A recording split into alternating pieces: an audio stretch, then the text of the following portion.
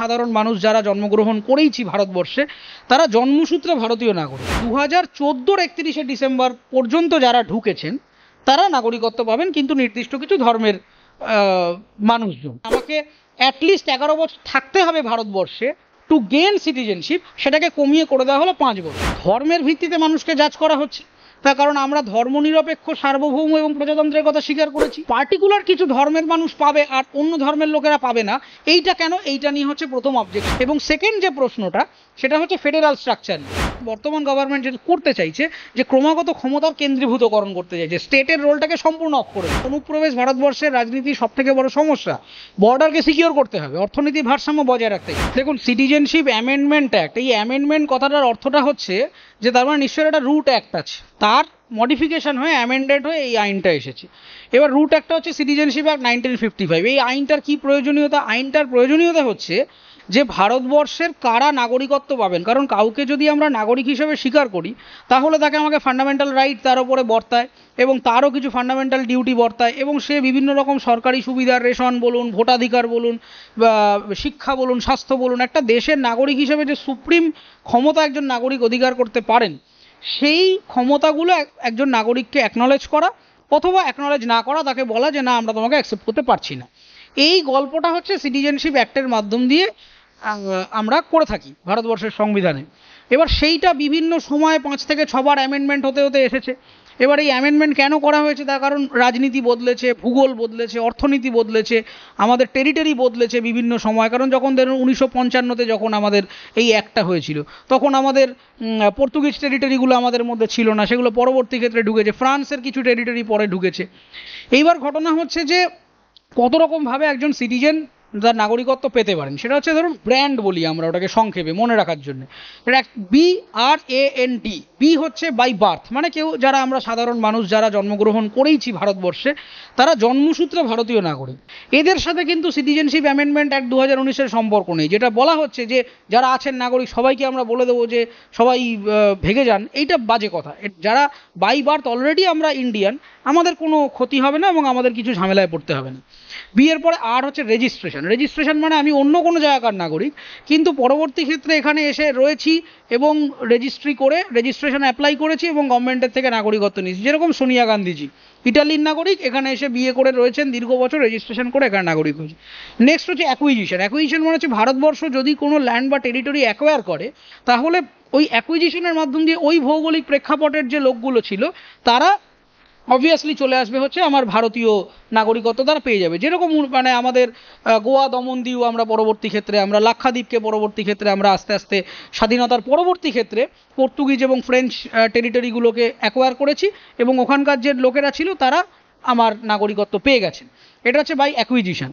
Next হচ্ছে naturalisation. ন্যাচারালাইজেশনটাই হচ্ছে আসল আমাদের এখানকার মোদ্দা সমস্যার ব্যাপার। ন্যাচারালাইজেশন হচ্ছে একটা জায়গায় আমি দীর্ঘ বছর ধরে আছি, যেরকম সেলিব্রিটি গায়ক আদনান সামিজি, তিনি দীর্ঘ বছর ধরে প্রায় দশকের পর দশক এখানে আছেন।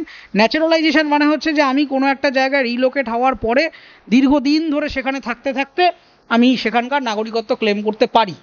এই ন্যাচারালাইজেশনটা। আর লাস্ট একটা ছিল হচ্ছে ডি ফর ডিসেন্ট। ডিসেন্ট মানে হচ্ছে যে আমি ধরুন আমার মা বাবা তারা ধরুন ভারতীয়, কিন্তু তারা কোনো কর্মসূত্রে ধরুন ফর এক্সাম্পল আমেরিকায় গেছেন, কি ইরানে গেছেন, কি কোথাও গেছেন। আমার জন্ম ইরানে হয়েছে, কিন্তু যেহেতু মা বাবা ভারতীয়, তাই বাই ডিসেন্ট মানে ফ্যামিলি লিনিয়েজ অনুসারে আমি ভারতীয় নাগরিকত্ব ক্লেম করতে পারি। কিন্তু এটা বেশ উইক নাগরিকত্ব, ভিসা টিসা পেতে বেশ সমস্যা হয়। এবার এই যে 2019-এর অ্যামেন্ডমেন্ট অ্যাক্ট, এই অ্যামেন্ডমেন্ট অ্যাক্টের মেজর ফোকাস হচ্ছে ন্যাচারালাইজেশন, মানে একটা জায়গাতে আমি কতদিন ব্যাপী থাকবো। কেন এটা নিয়ে হচ্ছে? তার কারণ এতদিন বলা হতো ন্যাচারালাইজেশনের মোটামুটি ডিফল্ট টাইমিংটা হচ্ছে 11 বছর। এবারে বলা হয়েছে যে সেটা কমিয়ে 5 বছর করে দেওয়া হলো। মানে 2019-এ লাগু হয়েছে আমার সিটিজেনশিপ অ্যামেন্ডমেন্টটা, রেজিস্ট্রেশনটা মানে প্রেসিডেন্ট অ্যাসেন্ট পেয়েছে। বিলে বলা হচ্ছে যে 2014 31শে ডিসেম্বর পর্যন্ত যারা ঢুকেছেন তারা নাগরিকত্ব পাবেন, কিন্তু নির্দিষ্ট কিছু ধর্মের মানুষজন। এই যে 2014 থেকে 2019 এই যে 5 বছর টাইমটা দেওয়া হলো, তার মানে ন্যাচারালাইজেশনের বয়সটা যেটা ধরা ছিল 11 বছর, মানে আমাকে অ্যাটলিস্ট 11 বছর থাকতে হবে ভারতবর্ষে টু গেইন সিটিজেনশিপ, সেটাকে কমিয়ে করে দেওয়া হলো 5 বছর। মানে 2014 31 তারিখও যদি তিনি ঢোকেন 2019 পর্যন্ত, মানে 5 বছর হয়ে যাচ্ছে। এবার তার মানে তিনি ক্লেম করতে পারবে। কিন্তু এখানে গেরোটা হচ্ছে যেটা নিয়ে যাবতীয় এই আলোচনা, এক, সেটা হচ্ছে যে কেন প্রথমবার এই তিনটে যে দেশ, পাকিস্তান, বাংলাদেশ, আফগানিস্তান, এই তিনটে দেশের ধর্মের ভিত্তিতে মানুষকে জাজ করা হচ্ছে। তার কারণ আমরা ধর্মনিরপেক্ষ, সার্বভৌম এবং প্রজাতন্ত্রের কথা স্বীকার করেছি। সেইখানে পার্টিকুলার কিছু ধর্মের মানুষ পাবে আর অন্য ধর্মের লোকেরা পাবে না, এইটা কেন? এইটা নিয়ে হচ্ছে প্রথম অবজেকশন বিভিন্ন জায়গাতে। কারণ এর আগে কোনো অ্যামেন্ডমেন্টে কোনো জায়গাতে ধর্মকে এত গুরুত্ব দেওয়া হয়নি বা ধর্মীয় বিভাজনটা দেওয়া হয়নি। সেইটা নিয়ে প্রথম প্রবলেম। যদিও এর এগেনস্টে সেন্টার বলেছে যে পাকিস্তান বা এই সমস্ত জায়গাগুলিতে যেহেতু মুসলিম সংখ্যাগরিষ্ঠতায় রয়েছেন, সেজন্য আমরা যারা সংখ্যালঘু হিন্দুরা বা জৈনরা বা বৌদ্ধরা, তাদেরকে আমরা মানে নাগরিকত্ব দেব।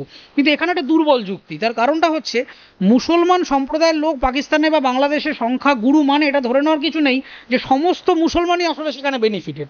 পাকিস্তানি বহু কমিউনিটির মুসলিম কিন্তু আমাদের দিল্লিতে স্বাধীনতার সময় থেকেই রয়েছেন। তারা কিন্তু ওখানে সংখ্যাগুরু হলেও তাদের মধ্যে কিন্তু যে নিজস্ব ক্লাস এবং কাস্টের যে কনফ্লিক্ট, সেই কনফ্লিক্টে, সেই কমিউনাল কনফ্লিক্টের জন্য তারা কিন্তু ডিপ্রাইভড হয়েছেন এবং তারা ভারতবর্ষে দীর্ঘদিন ধরে আছেন। তাহলে এই লোকগুলোকে আমাকে অস্বীকার করতে হয়। ফলে আমাদের ভারতবর্ষের কিন্তু এই বাইনারি রিলেশন দিয়ে যে শুধু হিন্দু অথবা অহিন্দু এইভাবে জাজ করলে হবে না। কারণ আমরা সংখ্যাগুরু তো হিন্দু, কিন্তু আমার এখানে সমস্ত হিন্দুরা কি সমান বেনিফিট পাচ্ছে তা নয়। আমাদের এখানে ক্লাসের প্রবলেম আছে, কাস্টের প্রবলেম আছে, অর্থনৈতিক বৈষম্য রয়েছে।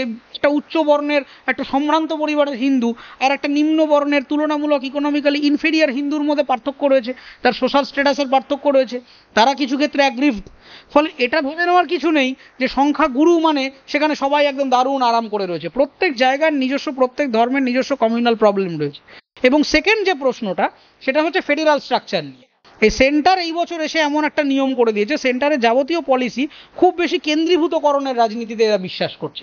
তার মানে যাবতীয় কোঅপারেটিভ ফেডারালিজমকে অস্বীকার করো এবং করে দিল্লির হাতে কন্ট্রোলটাকে নিয়ে চলে আসো।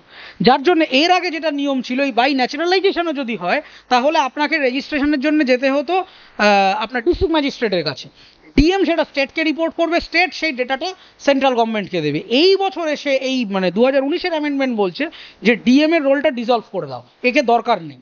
তিনটে অর্গানাইজেশন, তিনটে নোডাল অফিস থাকবে, পোস্টাল অফিস, সেন্সাস অফিস আর আইবি। পোস্টাল এবং সেন্সাস অফিসে গিয়ে আপনি সিটিজেনশিপের জন্য ক্লেম করবেন। আইবির কাজ থাকবে হচ্ছে আপনার ডকুমেন্টটা ভেরিফিকেশন করা, ব্যাকগ্রাউন্ডটা ভেরিফিকেশন করা।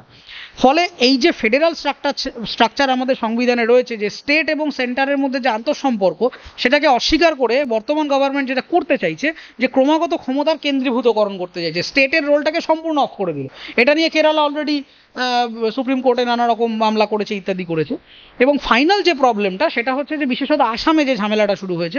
কারণ আসামে অলরেডি বাংলাদেশের স্বাধীনতা যুদ্ধের সময় সেখানে স্টেটের সাথে এই আমাদের ভারতবর্ষের সাথে আসামের একটা চুক্তি ছিল। সেই অ্যাকর্ডে বলা হয়েছিল যে একটা নির্দিষ্ট সময়ের পরে কেউ যদি ভারতবর্ষে এসে ঢোকে তাহলে সে নাগরিকত্ব পাবে না।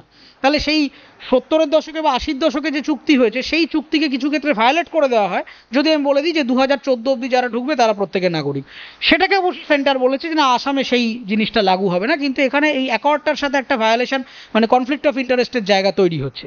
ফলে সিএএ, সিটিজেনশিপ অ্যামেন্ডমেন্ট অ্যাক্টের মূল সামারি হচ্ছে কারা সিটিজেনশিপ পাবেন, কারা পাবেন।